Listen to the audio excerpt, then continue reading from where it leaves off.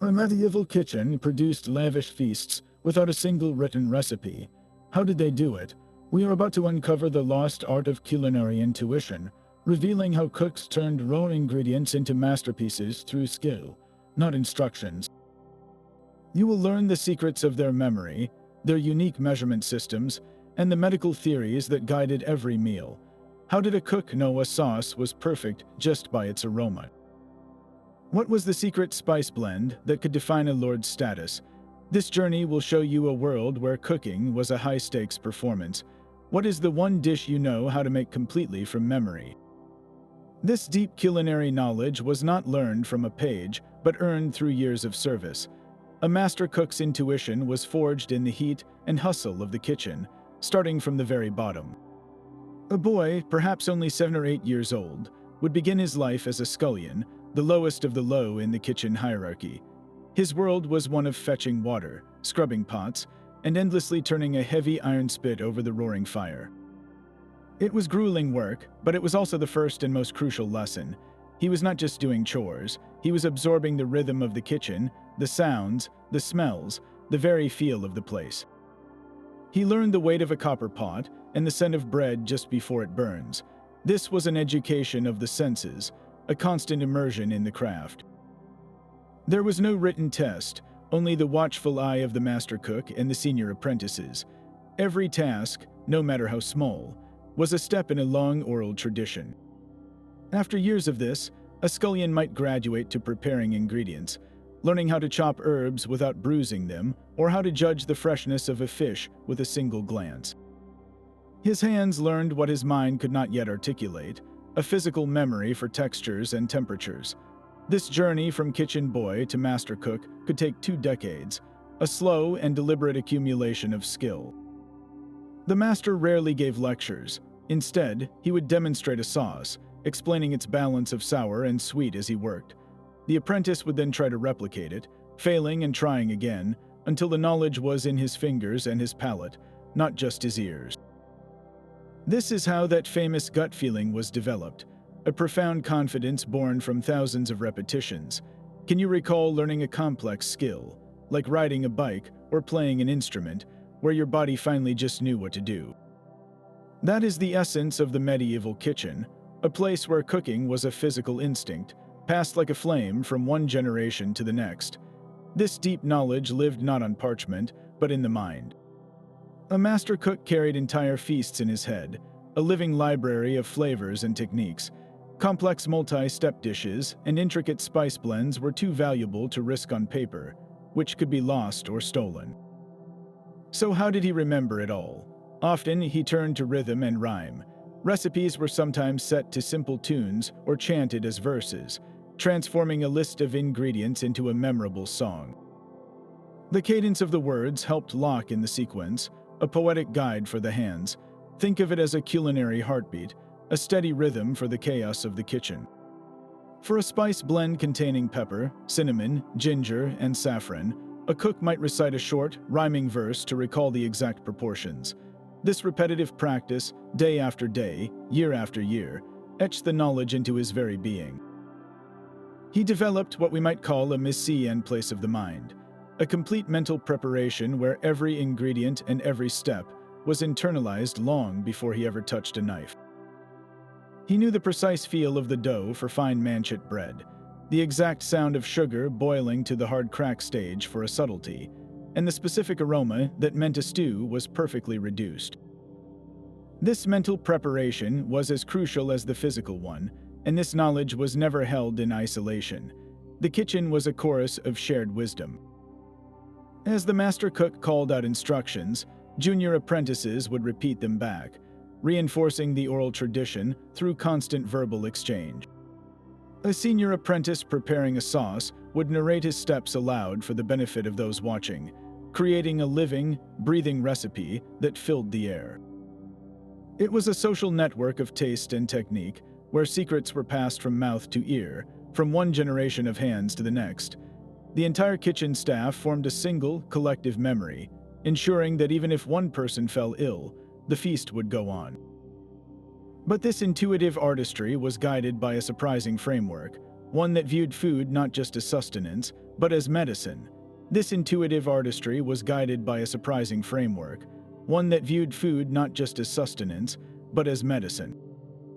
But to translate that philosophy into a finished feast, the cook needed a practical language of measurement, and this language was not one of numbers, but of the body itself.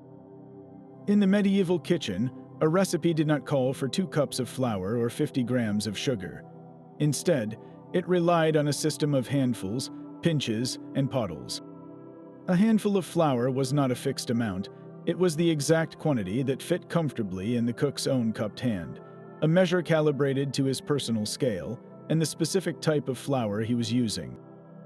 A coarse rye flour packed differently than a fine white flour, and an experienced cook automatically adjusted his grip. A pinch of precious saffron was not a tiny, uniform measurement. It was the amount he could confidently hold between his thumb and 2 fingers, a quantity that balanced the need for potent color and flavor against the spice's extravagant cost. What we might call a scoop of dried peas could be a pottle, a term for a small pot or a specific volume that varied from one kitchen to another, yet was perfectly understood by everyone working there. This entire system was relative, a fluid dance between the cook, the ingredient, and the final dish. A handful of salt for a large barrel of pickling brine was a much more generous scoop than a handful of salt for a delicate sauce, and the cook knew the difference instinctively. He was not measuring for the sake of precision, he was judging for the sake of balance. He would add flour to a stew not by the cup, but until it reached the right consistency, a thickness that coated the back of a wooden spoon perfectly. He would sweeten a pudding with honey until it passed the taste test, a dab on the wrist confirming it was just sweet enough. This approach required a profound familiarity with raw materials, knowing that today's honey might be stronger than yesterday's, or that this season's almonds were oilier than the last. The measurement was in the result, not the ingredient. This is why written recipes from the time can seem so mysterious to us. They are lists of ingredients without clear instructions, because the instructions were alive in the cook's hands. A written recipe might simply say take a good amount of ginger or add vinegar until it is enough. What constituted a good amount, or enough, was the secret knowledge of the craft. The cook's own body was the most accurate scale in the kitchen, his senses the ultimate measuring tools. This deep, personal connection to the food meant every dish was a unique creation, a reflection of that cook's hands on that specific day. This intimate, body-based measuring system was all in service of a grander, almost philosophical goal. Every dish a medieval cook prepared was more than just food. It was a prescription for health. The entire culinary world was governed by a powerful medical theory known as the 4 humors. This was not a niche idea. It was the fundamental framework for understanding the human body, the mind, and the very universe. According to this system, everyone's health and temperament were ruled by 4 vital fluids, or humors. Blood made you sanguine, cheerful and passionate. Yellow bile created a choleric person, prone to anger and ambition. Black bile led to a melancholic state, thoughtful and sometimes sad. And phlegm resulted in a phlegmatic personality, calm and unemotional. But these were more than just personality labels. Each humor was aligned with 2 fundamental qualities. Blood was hot and wet, yellow bile was hot and dry, black bile was cold and dry, and phlegm was cold and wet. A healthy person had these 4 humors in a perfect, unique balance. Sickness, or even a bad mood, meant that balance was lost. The cook's sacred duty was to restore that equilibrium through the food he served. His kitchen was his pharmacy, and his spices were his most potent medicines. If his lord was feeling lethargic and cold, with a phlegmatic imbalance, the cook would create a meal designed to heat and dry him.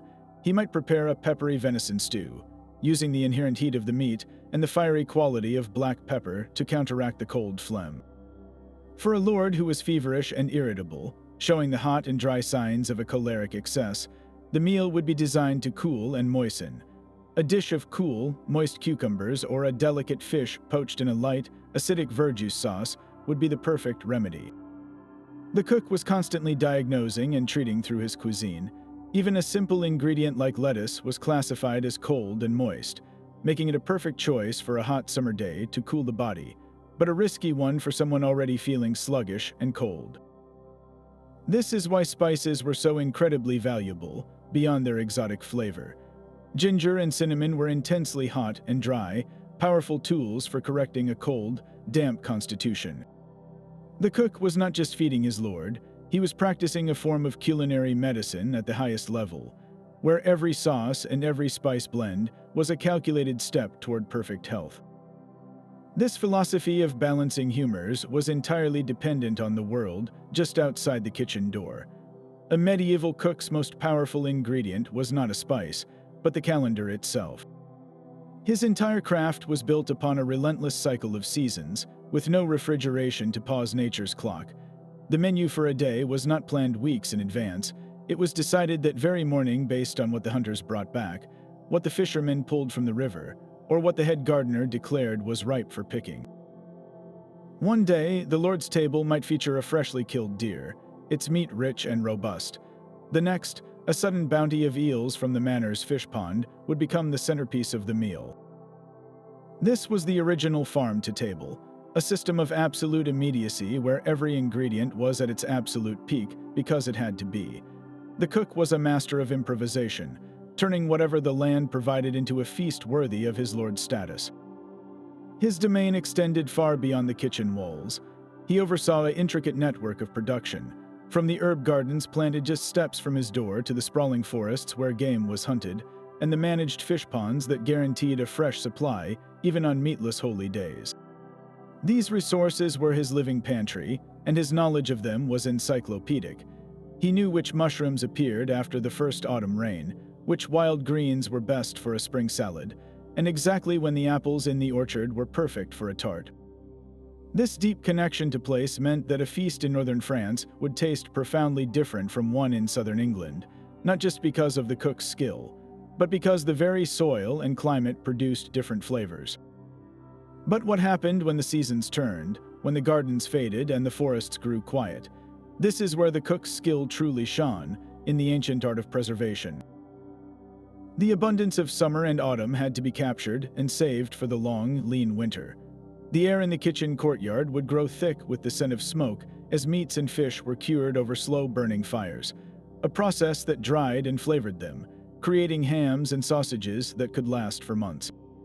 Great barrels were filled with layers of meat and fish, packed in salt that drew out the moisture and created an environment where spoilage could not thrive.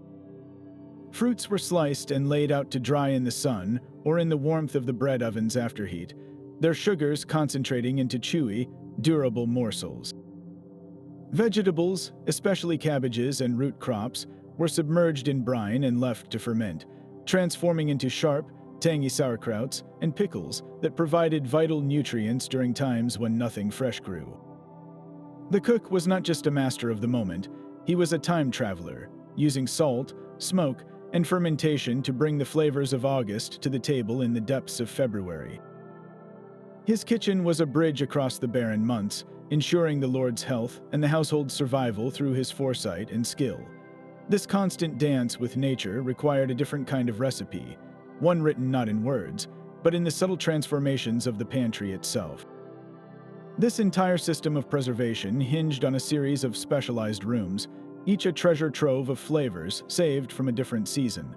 Step inside the Lord's pantry, a cool, dry room dedicated to the staff of life. Here, towering stacks of coarse brown trencher bread sat beside precious, finely baked manchet loaves. These were not just food, but edible plates, their dense texture perfect for soaking up rich sauces. Sacks of dried peas and beans, harvested in the summer sun, leaned against barrels of oats and barley, the foundational grains for pottages and gruels that would sustain the household through the winter. The air here was dusty and earthy, a scent of grain and patient waiting. Across the passage was the buttery, a name that confuses us today, for it held no butter. This was the domain of beverages, from thick, dark ale to imported wine. The butler, the officer in charge, guarded casks and flagons, ensuring the Lord's table never went thirsty. The room smelled of oak wood and faint fermentation, a promise of celebration and daily sustenance. Then came the larder, the true heart of the preserved bounty. This was a place of cool shadows and the sharp, clean scent of salt. Great hunches of smoked mutton and sides of bacon hung from hooks in the ceiling, their surfaces dark and hard. Barrels of salt cod, layered with coarse salt, stood in rows, their contents transformed from soft, white flesh into a stiff, leathery protein that could be soaked and cooked for months to come. The cook's daily visit to the larder was a strategic assessment. He would run his hands over a ham, judging its readiness, or peer into a barrel to estimate how many more feasts the salt fish could provide. Finally, there was the most secure and valuable room of all, the spicery. Often kept under lock and key, this was the cook's personal pharmacy. Here, in small wooden chests or ceramic jars, were the treasures that defined his status. A bundle of fragrant cinnamon sticks, a pouch of fiery ginger root, a few precious threads of saffron wrapped in cloth, and peppercorns that were counted out like jewels. These spices were his medicine and his art, the tools he used to balance humors and proclaim his lord's wealth. The cook carried a complete mental map of these rooms. He knew the pantry was low on fine flour for pastry, that the larder had 3 smoked geese left, and that the spicery's supply of cloves was running dangerously low. This knowledge was his true recipe book. Planning a feast was not about following a list of instructions. It was a complex act of logistics and creativity, building a menu entirely from the mosaic of ingredients he had on hand. He could not simply decide to make a dish. He had to compose it from the symphony of supplies his storerooms offered. How would you plan a grand meal if your only ingredients were what you had already stored in your own home? This constant, living inventory turned every meal into a unique reflection of time and place, a masterpiece built not from a shopping list, but from the careful preservation of seasons past. Those spices locked away in the spicery were far more than flavorings. They were the ultimate symbol of power. A lord's prestige was measured not just in land or soldiers, but in the aromatic clouds rising from his kitchen. When a guest sat at the high table, the first taste of a sauce told them everything they needed to know about their host's wealth and global connections. Pepper, cinnamon, cloves, and nutmeg traveled thousands of miles along treacherous routes from places as distant as India and the Molucca Islands, passing through the hands of countless merchants. Each transfer drove the price higher, making these dried berries, barks, and buds worth their weight in gold by the time they reached a European castle. A cook who could lavish a dish with saffron, the most expensive of them all, was making a statement as bold as any tapestry on the wall.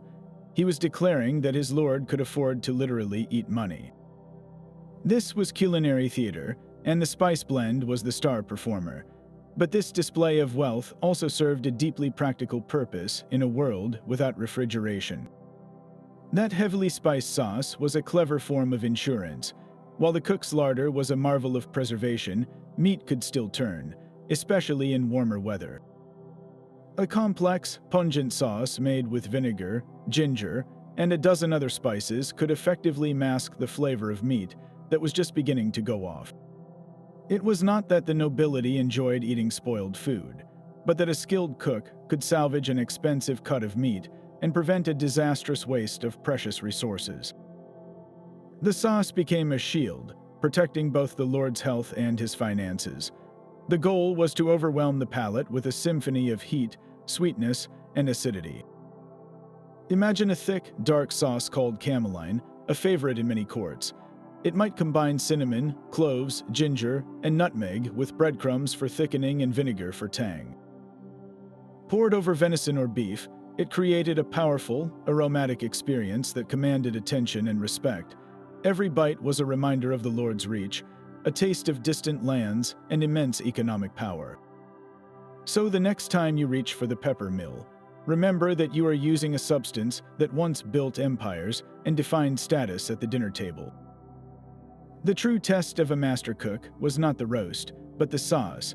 While the Lord feasted on meat, the soul of the meal was found in the liquid artistry poured over it. These sauces were complex, vibrant, and deeply personal, the cook's signature written in flavor. Their foundation was a world away from our modern roux. Instead of butter and flour, a medieval sauce was built on sharp, fruity verjuice. This was the sour bloodline of the kitchen, a tart liquid pressed from unripe grapes that provided a bracing acidity to cut through the richness of fatty meats. For thickening, the cook turned to a most ingenious solution: breadcrumbs.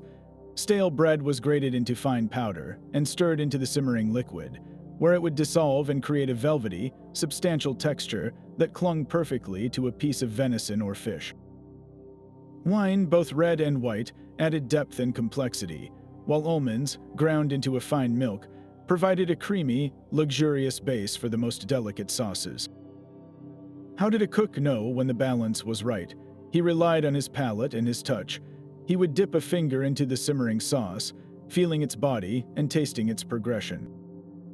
Was it too sharp? A drizzle of honey could soften the verjuice's bite. Was it too thin?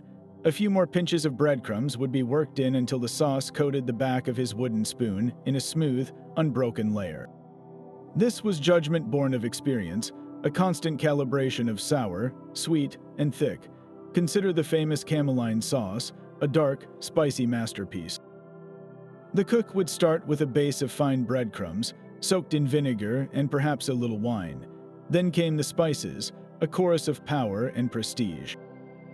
He would grind cinnamon and cloves, add a touch of ginger for heat, and maybe a few grains of paradise for a peppery kick. The result was a pungent, aromatic sauce that was both a status symbol and a practical preservative, its bold flavors commanding the entire palate. Another classic was jance, a sauce that could be either white or brown. For a white jance, the cook might use almond milk as the base, infused with the warm, earthy heat of ginger and the sharp bite of fresh garlic. He would thicken it with bread and season it carefully, creating a fragrant, pale sauce perfect for boiled chicken or rabbit. Each of these creations was a unique expression, a fleeting moment of culinary art that existed only once, in that kitchen, from that cook's hands. There was no bottle of cameline sauce sitting on a shelf, no written formula to guarantee the exact same result tomorrow. The recipe lived and died with the sensory memory of the artist, a perfect, ephemeral balance of taste and texture, created anew for every single feast. The cook's signature was written not with a pen, but in the unique alchemy of his personal spice blend. These pre-mixed combinations were the ultimate secret weapons of the medieval kitchen, and their recipes were guarded as fiercely as any treasure. The two most famous families of these blends were known as powder douse and powder fort. Powder douse, meaning sweet powder, was a fragrant and warming mix. Its base was often sugar or honey, combined with the gentle heat of cinnamon and ginger, sometimes rounded out with grains of paradise or nutmeg. This was a blend of comfort and celebration, used to sweeten wines, enrich fruit tarts, or add a complex warmth to a delicate chicken dish. It was medicine and luxury in one, designed to soothe and please the palate. Its counterpart, powder fort, was strong powder, a bolder, more aggressive mix for the hardiest of meats. Here, the peppery, fiery spices took the lead. Black pepper, long pepper, and the intense heat of ginger formed the backbone, often supported by the sharp, medicinal bite of cloves or spikenard. This was a blend meant to cut through the richness of wild boar or aged beef, a defiant blast of heat that showcased the cook's access to the most powerful and expensive spices. But these categories were just a starting point. The true art was in the personal touch. A master cook's signature blend was his intellectual property, a formula perfected over a lifetime. The exact ratio of cinnamon to ginger in his powder douse, or the secret addition of a pinch of saffron for color and aroma, was what set his dishes apart from any other. This knowledge was never written down. It was whispered to a single, trusted apprentice in the quiet corner of the kitchen, away from prying ears. The master would demonstrate by feel, showing how a certain handful of peppercorns should balance against a smaller scoop of cloves, creating a harmony known only to him. That apprentice would then spend years internalizing that balance, learning to replicate the master's signature taste until it became his own. To taste a lord's meal was to taste his cook's mind, a unique flavor profile that could never be perfectly duplicated. How many family recipes today rely on that one secret ingredient known only to your grandmother? That is the living echo of the medieval kitchen, a tradition where the most precious recipes were not kept in books, but carried in the memory and the hands. The final course was not a dish, but a deception. A roasted peacock might arrive at the high table, its skin meticulously reattached over the cooked meat, and its tail feathers fanned out in a spectacular display. Yet the most astonishing creations were the subtleties, architectural marvels built from sugar, marzipan, and pastry. These were not meant to be eaten, but to be admired, edible sculptures presented between courses as a form of culinary theater. A skilled cook could craft a miniature castle from spiced almond paste, complete with turrets and a drawbridge. He might sculpt a scene of St. George slaying a dragon from colored sugar, or create a fleet of tiny, detailed ships from hardened pastry dough. These subtleties were the ultimate expression of a cook's artistry. Proving his command over his materials went far beyond mere flavor. They were a deliberate illusion, a playful trick on the senses meant to delight and awe the nobility. This spectacle extended to more practical deceptions as well. If the hunter returned empty-handed, the cook's reputation still hinged on delivering a magnificent feast. So he would use his skill to transform a common goose into a passable swan. He would carefully save the skin and feathers from a previously served bird, then dress the roasted goose in the swan's plumage, presenting it with the same grandeur as the real thing. To a lord wanting to impress his guests, the illusion was everything. The cook was a master of disguise, using his knowledge of anatomy and presentation to create a fantasy on a platter. His ability to make the ordinary appear extraordinary was just as valuable as his spice blends. In a world without cameras or social media, this was how a lord broadcasted his power and refinement. The gasp of surprise from his guests, the animated discussions about the sugar sculpture, these were the measures of a successful feast. The meal was a multi-sensory performance, and the cook was its brilliant, unseen director. How would you present a simple meal to make it feel like a grand event? That instinct for presentation is a direct inheritance from the medieval hall, where every dish told a story and every meal was a stage. Every masterpiece needs its tools, and in the medieval kitchen, the cook's most trusted companions were his pots and his fire. His entire art was shaped by the vessels he used, each material bringing its own unique character to the flame. The most humble and ancient of these was the clay pot, shaped on a potter's wheel and glazed to hold liquid. These earthenware pots were perfect for the long, slow simmering of pottages and porridges. Placed at the edge of the hearth, they would bubble gently for hours, their porous walls encouraging a gradual evaporation that concentrated flavors and tenderized the toughest cuts of meat. A stew cooked in clay had a deep, earthy richness that no other pot could replicate. But clay had its limits. It could crack if the heat was too fierce or too sudden. For the real work, the kitchen relied on metal. A great iron cauldron, suspended by a heavy chain over the main fire, was the engine room of the entire operation. This colossal pot, blackened by years of smoke, was constantly in use. It might hold a communal pottage for the lower household in the morning, only to be scrubbed out and filled with water to boil a joint of beef for the Lord's dinner by noon. Iron was incredibly durable and distributed heat evenly, making it ideal for everything from boiling to stewing. But perhaps the most prized metal was brass.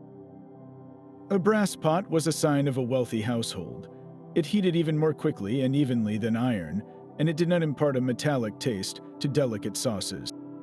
A cook would use a polished brass pot for his most refined creations, like a white almond milk sauce, where purity of flavor was everything. The choice of vessel was the first step in building a dish's flavor, a decision as crucial as the selection of spices themselves. Alongside these great pots sat the tools of transformation, beginning with the mortar and pestle. This was the cook's spice laboratory, a sturdy bowl of stone or hard wood.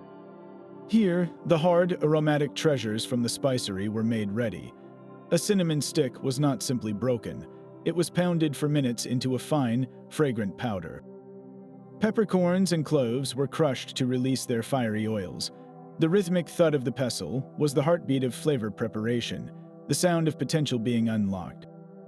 This was not a task for a junior apprentice. Grinding spices to the correct consistency was a skilled job.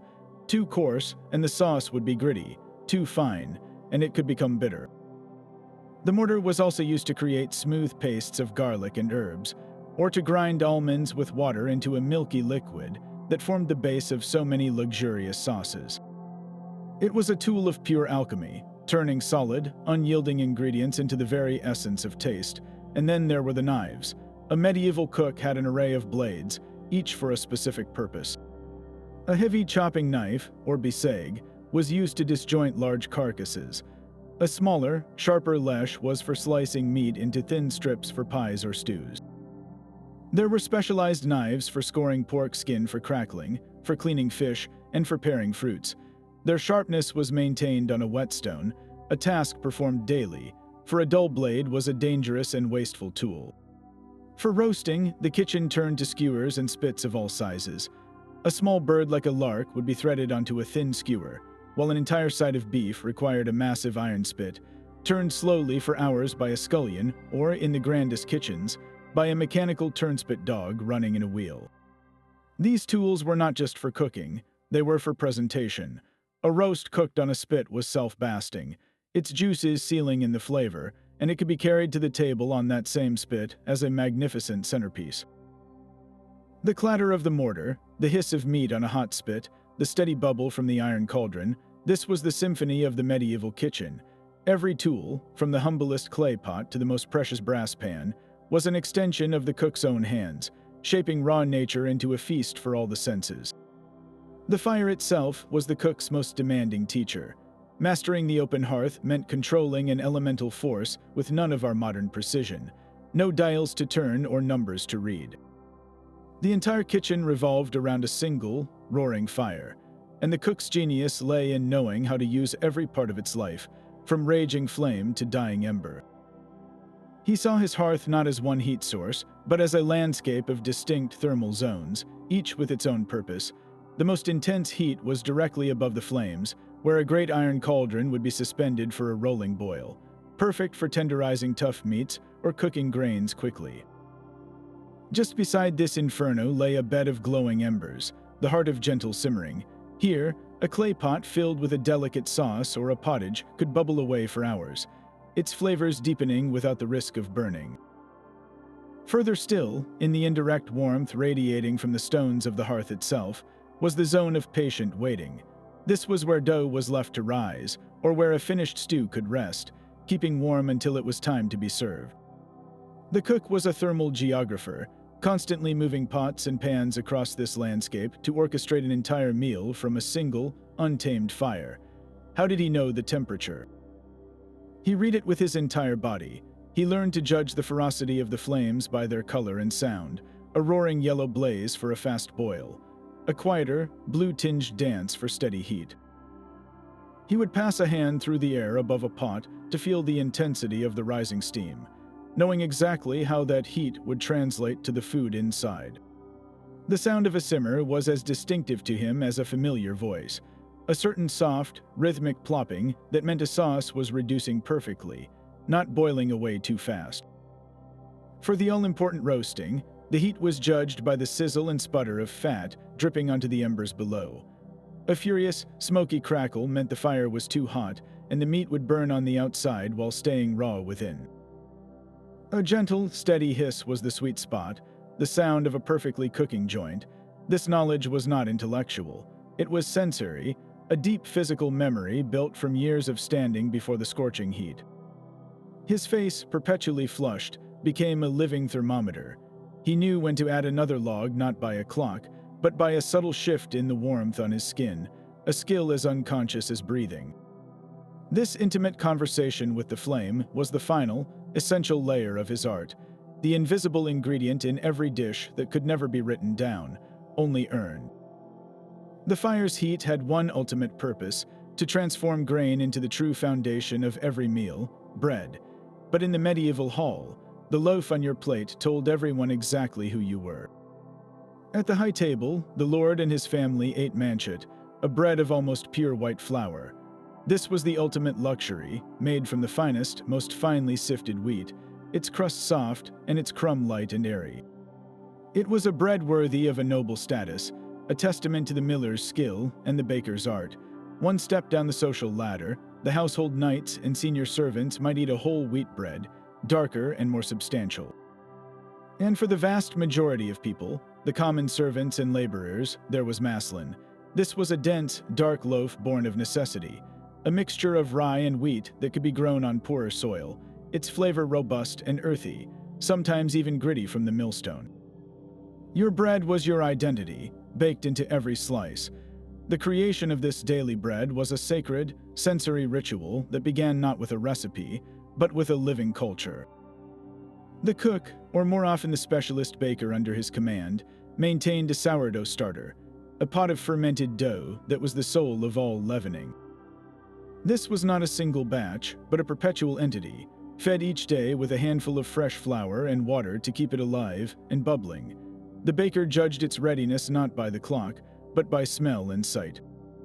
A ripe, active starter had a sharp, pleasantly sour aroma and was riddled with tiny bubbles, a living ecosystem captured in a clay crock.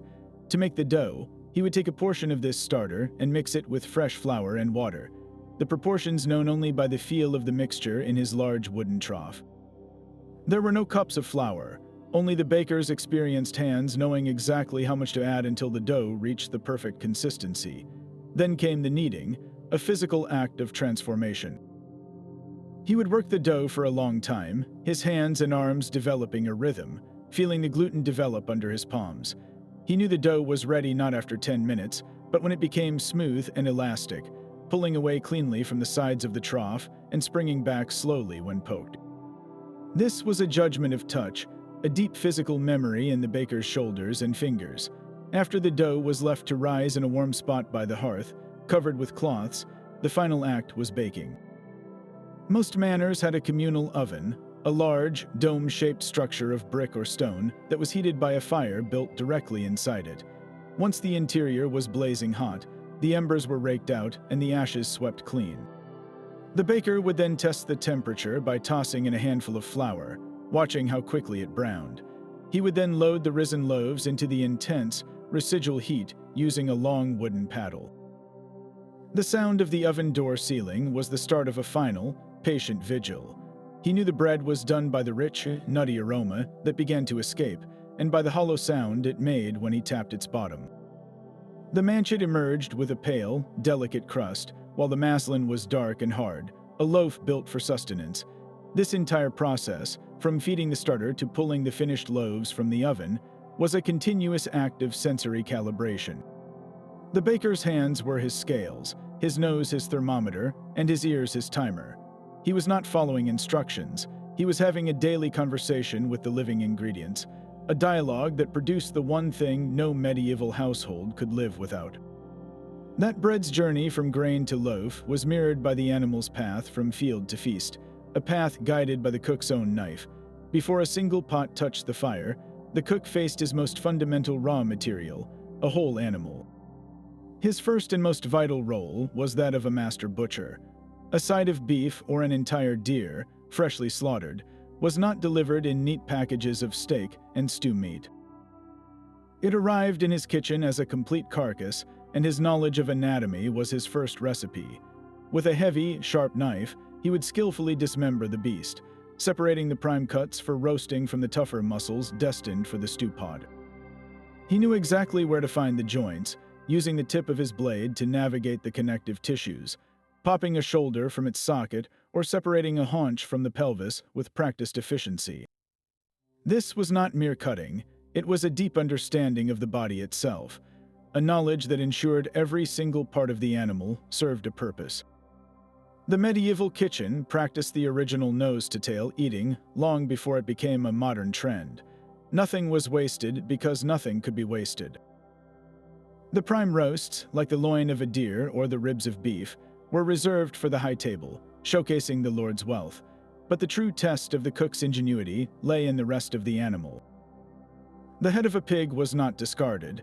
It was carefully boiled, and the meat and tongue were picked clean to be set in a savory jelly, creating a delicacy known as brawn. The heart, liver, and lungs, collectively called the umbles, were chopped finely, mixed with oats and herbs, and baked into a pie, a dish so common for servants that it gave us the phrase to eat humble pie. Even the blood, caught during the slaughter, was used to thicken and enrich dark, spiced sauces or to make dense black puddings with barley and fat. The tough shin meat and the neck, full of connective tissue, were recognized not as inferior, but as perfect for the long, slow simmer of a stew. In the gentle heat of a clay pot, these cuts would break down over hours, their collagen melting into a rich, unctuous gelatin that gave body and depth to the entire dish. The cook saw the entire animal as a landscape of textures and flavors, each region requiring its own culinary journey. How would you approach a chicken if you had to use every single part, from the gizzard to the feet? That mindful respect for the whole ingredient was the daily reality of the medieval kitchen, where the cook's skill ensured that a single beast could tell 100 different stories on the table. A ham submerged in brine was a promise to the future, a silent contract between the cook and the coming winter. His most critical preservation method was salting, a battle against decay fought with mountains of coarse salt. He would take a fresh haunch of pork or mutton and pack it thoroughly, rubbing the crystals deep into every crevice of the flesh. The goal was to draw out the moisture, creating an environment so dry and salty that the bacteria responsible for spoilage simply could not survive. But how did he know when it was enough? He judged by the meat itself, watching as the salt pulled liquid to the surface, creating a natural brine that would eventually submerge the cut entirely in its own preserved juices. He knew that a thick ham needed weeks in the salt, while a smaller joint might be ready in days, a timeline learned not from a calendar, but from the changing feel and weight of the meat. After its time in the brine, the meat would emerge transformed, its texture firmer and its color deepened. Next came the smoke.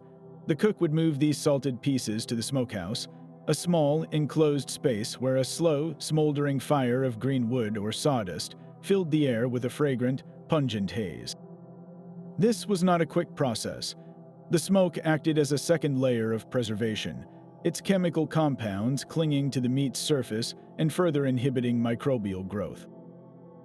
Just as importantly, it infused the flesh with a complex, woody flavor that defined the taste of winter. The cook's skill was in managing this smoke. A fire that was too hot would cook the meat, ruining its preserved texture, while one that was too weak would not penetrate deeply enough. He knew the smoke was perfect when it was cool to the back of his hand held in the chamber and carried the sharp, clean scent of applewood or oak. He would inspect the sausages and hams daily, their surfaces gradually turning from a ruddy brown to a deep, glossy mahogany. The final method was the simplest and most ancient of all, drying. In the cool, dark recesses of the castle cellars, he would hang thin strips of salted meat or whole, small fish like herring, allowing the natural air currents to slowly desiccate them. The result was a hard, chewy, and intensely flavorful protein that could last for years. This knowledge of preservation was a matter of life and death. A single miscalculation, a ham pulled from the salt too soon or a sausage exposed to too much heat in the smokehouse, could mean the loss of a vital food source and a hungry household in February.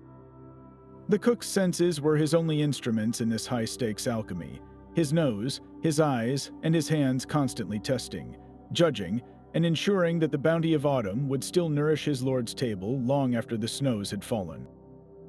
But the medieval feast was not all savory meats and sharp sauces. Its final notes were often sweet, a gentle harmony achieved long before sugar became a common pantry staple. In a world without vast sugarcane plantations, the cook's sweetness came from the land itself. His primary sweetener was honey, a golden treasure harvested from the manor's own beehives. This was not a uniform, processed product. The flavor of the honey changed with the seasons, taking on the subtle notes of spring wildflowers or the deeper, richer tones of summer heather. A cook knew each batch intimately, adjusting his recipes based on its unique character. Alongside honey, he used the natural sweetness of dried fruits. Dates and raisins, imported at great cost, were chopped and folded into dishes, their intense, caramel-like flavor permeating every bite. Even fresh local fruits, like apples, pears, and berries, were cooked down into thick, jammy compotes that provided a lush, tangy sweetness. One of the most beloved of these sweet dishes was fermenti. This began as a simple porridge of hulled wheat boiled in milk, but for a festive occasion, it was transformed. The cook would enrich it with rich almond milk, sweeten it generously with honey, and sometimes add a splash of expensive wine. He would stir in a handful of plump raisins and perhaps a pinch of saffron to give it a brilliant golden color. Served alongside venison or on its own, frimenti was a perfect example of the medieval balance of flavors, where sweet and savory were not enemies, but partners. The cook also crafted elegant fruit tarts, their pastry cases made from fine manchet bread crumbs and butter, filled with a mixture of sliced apples or pears, honey, and a surprising array of spices. He did not simply sweeten the fruit, he complemented it. A sprinkle of cinnamon and ginger would enhance the apple's natural flavor, while a touch of pepper could add a subtle, complex warmth that kept the dessert from being cloying. How would you sweeten a pie if your sugar bowl was empty? You would turn to nature's own candy, and you would learn to use spices not to mask, but to elevate.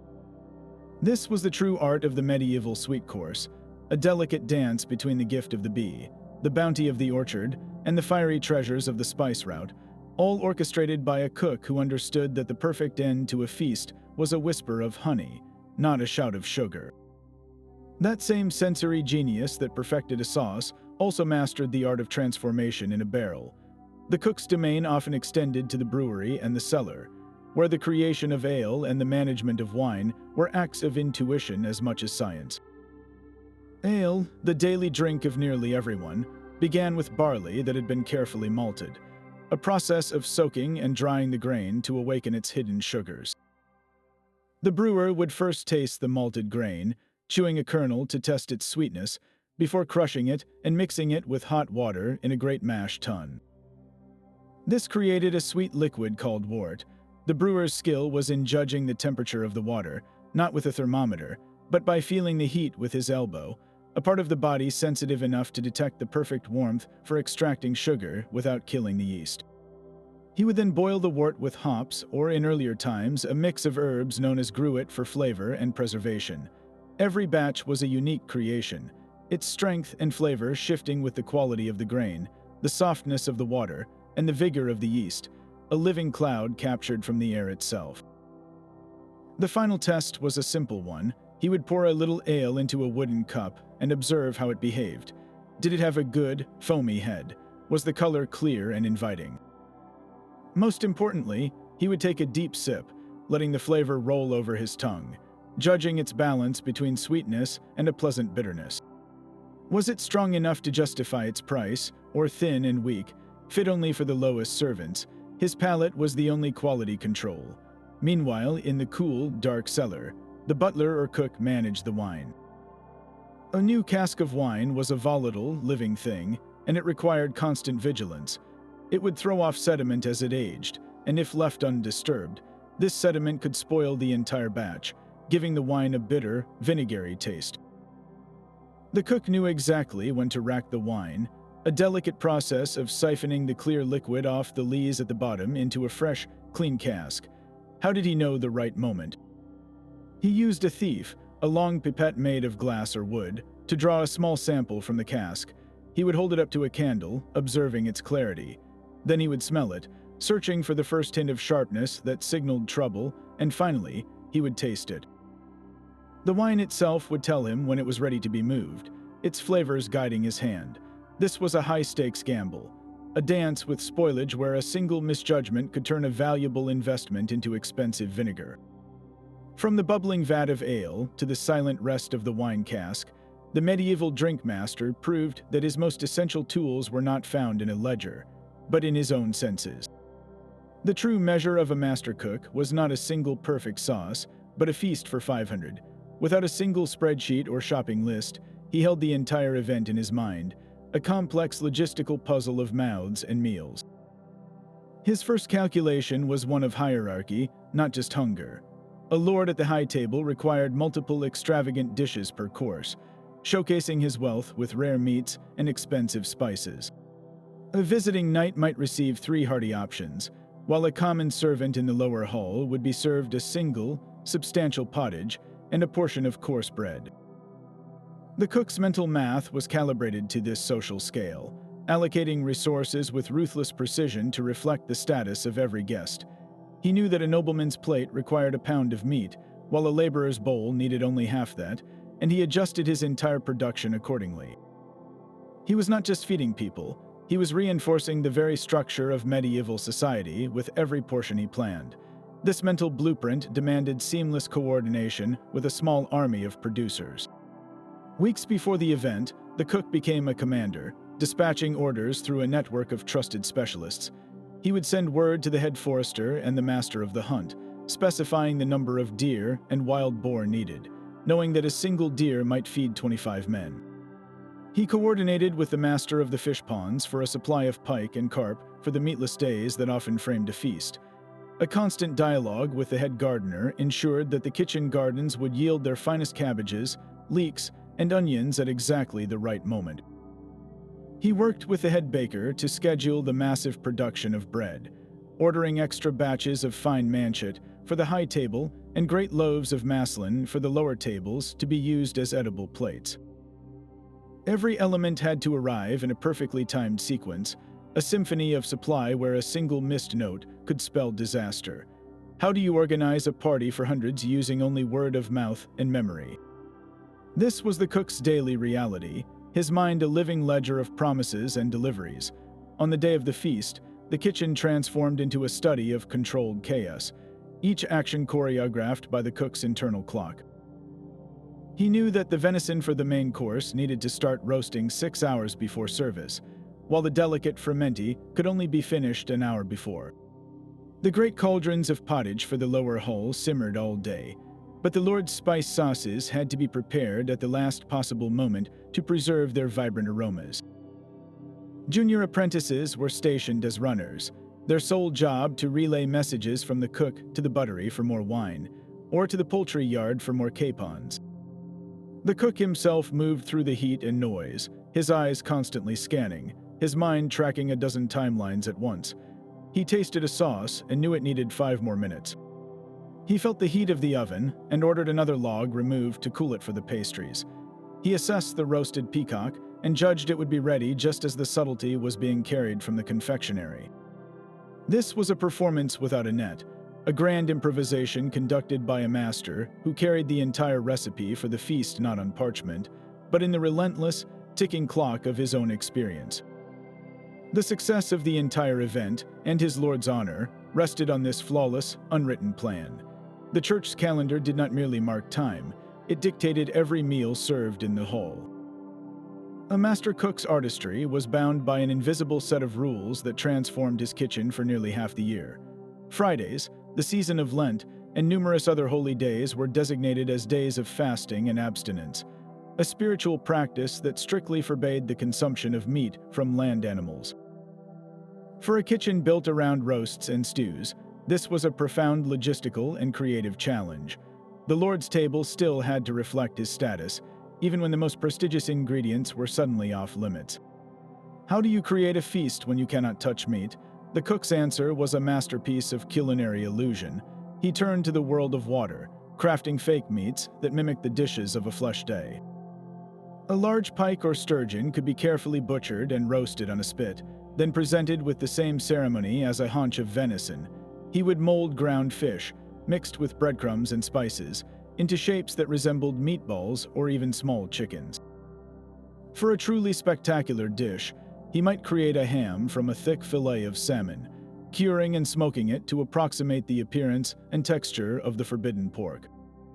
Almond milk, that versatile, creamy liquid, became the foundation for rich, meaty stews, loaded with root vegetables and fragrant with the same expensive spices used on a normal day. The goal was to deceive the eye and satisfy the palate, proving that piety did not require a bland table. These fasting periods also forced a dramatic shift in the kitchen's foundation. With meat prohibited, the humble pulse and the dependable grain took center stage. Dried peas, beans, and lentils, usually relegated to the pottages of the lower hall, were elevated into sophisticated dishes for the high table. They were boiled and pureed into smooth, thick pottages, enriched with almond milk and olive oil, and seasoned with saffron or ginger to make them worthy of a lord. Dairy products, often restricted during full fasts, were used generously when allowed. Eggs, butter, and cheese became the primary sources of protein and fat, leading to an explosion of cheesy tarts, rich egg custards, and buttery sauces for baked fish. The cook's creativity flourished under these constraints, inventing a whole secondary cuisine defined by the rhythms of faith. The calendar did not stifle his art, it simply gave him a different palette, forcing innovations that would shape the culinary world for centuries to come. A lord in London and a count in Cologne might never meet, yet their dinner tables spoke completely different languages. The English hall celebrated the roast, a massive joint of beef or mutton turning slowly before a roaring fire, its simplicity a testament to the land's abundance.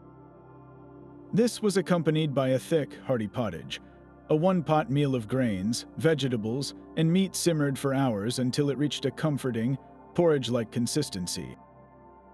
It was food that filled the belly and warmed the bones, straightforward and robust. Just across the channel, the French kitchen told a more complex story. Here, the civet reigned, a rich, dark stew of game, often rabbit or hare, thickened not with grain but with the animal's own blood and sharpened with vinegar or wine. The French cook was a saucier, an artist obsessed with liaisons and reductions, building layers of flavor in a single saucepan. His goal was not just sustenance, but sophistication, a delicate balance on the palate. How did these distinct identities emerge without any cookbooks to standardize them? The answer lies in the soil and the sea. England's damp, green pastures produced exceptional cattle and sheep, making large-scale roasting a logical centerpiece. France's varied terroir yielded finer wines and a wider array of vegetables, encouraging a cuisine built on sauces and refined combinations. But the story grows even richer as we travel south. In the sun-drenched kingdoms of Spain and the merchant republics of Italy, a third culinary voice emerged, one deeply shaped by centuries of Arab influence. Here, cooks embraced ingredients that were still exotic luxuries in the north. Rice, introduced by Arab agriculturists, became the base for savory paellas and creamy risottos. Spinach, eggplant, and citrus fruits like lemons and bitter oranges found their way into stews and onto plates, adding new textures and vibrant, acidic notes. The most profound gift was sugar, which allowed for the creation of elaborate marzipan sculptures and sweet and sour sauces that would define medieval Sicilian cuisine.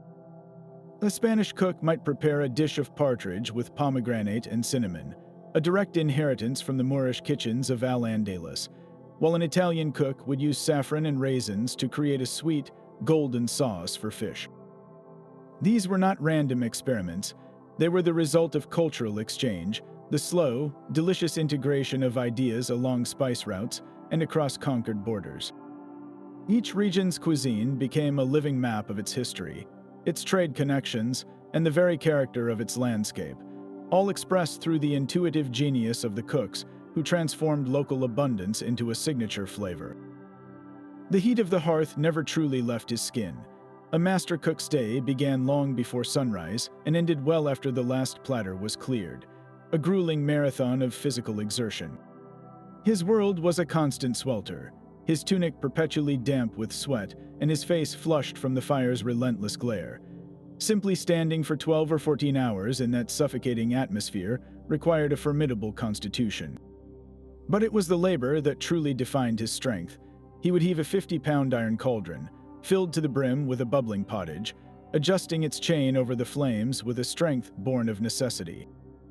Stirring that massive pot required not a gentle wrist, but the full power of his shoulders and back, his muscles straining against the thick, resistant stew. The turning of the great spits, especially for a feast, was a test of endurance, a slow, relentless rotation of heavy carcasses that could exhaust a scullion in an hour, yet the cook oversaw it all. His hands, scarred from 1,000 nicks and burns, were as tough as leather, capable of grabbing a hot pan handle or testing the texture of a simmering sauce with equal resilience. This was not a job for the frail. It demanded the stamina of a blacksmith and the precision of a jeweler, all performed in an oven-like room from dawn until deep into the night. And the physical toll was only half the burden. His mind carried an even heavier weight, the constant, gnawing pressure of perfection. One overseasoned sauce, one undercooked roast, or one failed subtlety could bring the Lord's wrath down upon him. In a world where food was power, a culinary mistake was not a simple error. It was a political misstep, an embarrassment before rivals and guests. He worked with the knowledge that his lord's reputation, and by extension his own position, rested on the success of every single meal. How would you perform if your career, your home, and your entire livelihood depended on the flawless execution of a dinner for hundreds, day after exhausting day? That unrelenting pressure forged a unique kind of resilience, a blend of brute force and delicate artistry that made the medieval cook not just a servant, but a true endurance artist of the hall. Yet the cook's secrets could not remain purely oral forever. The pressure of royal prestige and the growing complexity of the art demanded a new form of record-keeping. This is how the master's knowledge first met the page, not in detailed cookbooks for the home, but in grand manuscripts commissioned by kings. The most famous of these is the form of curry, compiled by the master cooks of King Richard II's court around the year 1390. The very title reveals its purpose. Curry is the Middle English word for cookery, and this was a formal record of the culinary excellence that defined the richest court in England. But if you opened this manuscript expecting a step-by-step guide, you would be deeply confused. These were not recipes as we know them. They were aide-memoirs, concise notes written by professionals for other professionals. A typical entry might list ingredients like almonds, sugar, and ginger, and then offer the instruction, set it over the fire and seethe it well. What does seethe it well mean? To a trained cook, it was perfectly clear. It meant to boil it vigorously until it reached the correct thickness, a judgment he had made 1,000 times before. The manuscript assumed you already knew how to bone a chicken, thicken a sauce with bread, and balance the 4 humors. It might call for a good quantity of pepper or instruct you to make it thick enough. That crucial knowledge of what constituted a good quantity, or what enough felt like in the pot, remained locked in the cook's hands and palate. These manuscripts were less about teaching the craft and more about cataloging the repertoire, ensuring that the splendors of one royal table could be remembered and recreated by future generations of master cooks. They are a fascinating glimpse into a lost world, but they are written in a kind of culinary shorthand, a language of hints and cues that only another initiate could fully understand. So the next time you effortlessly follow a detailed recipe, remember that it stands on the shoulders of these first, mysterious fragments, which were not instructions for cooking, but echoes of a craft that was still alive in the hands of the master.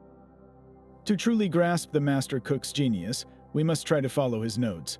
The form of curry offers a dish called blank mang, a rich, white stew of chicken and rice. The original recipe is a handful of lines. It tells us to take capons, seethe them, and take them apart.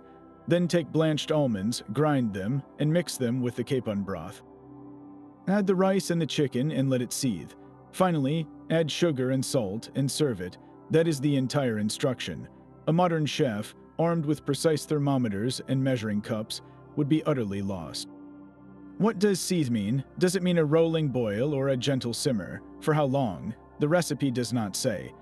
The cook just knew, by the look of the broth and the feel of the chicken meat, when it was perfectly cooked.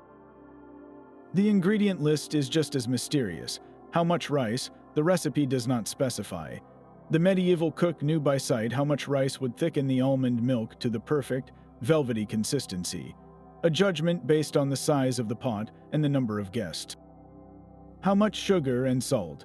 The instruction is simply cast thereto sugar and salt.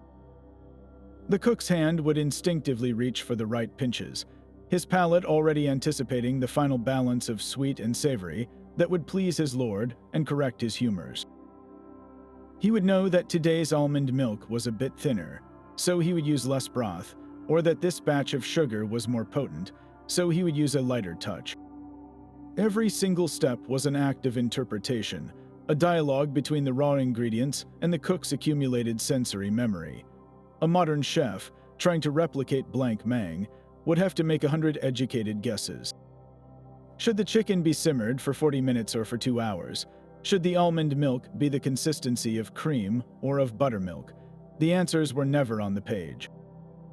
They were in the master's hands, in his nose, and in his taste, the unwritten wisdom that turned a simple list of ingredients into a masterpiece of medieval comfort food. This is the immense chasm between following a list and possessing a craft.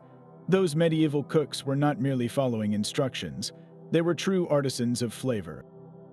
Their craft was a profound tapestry woven from the threads of lifelong apprenticeship, flawless sensory memory, and a philosophical belief that food was medicine.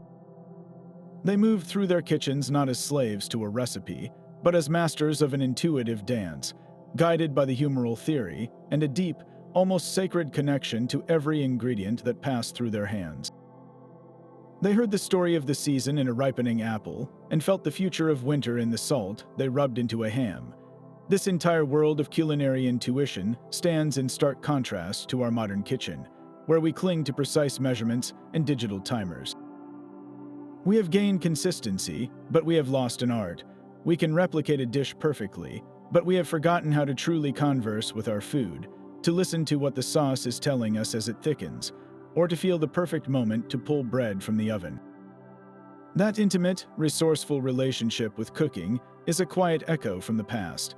Think for a moment about the one dish you know how to make completely from memory, the one you could prepare with your eyes closed. That small piece of ingrained knowledge is your personal connection to this ancient tradition. It is your own unwritten recipe, carried not on a page, but in your hands and your heart. What forgotten culinary mystery should we uncover together next? Share your thoughts in the comments below.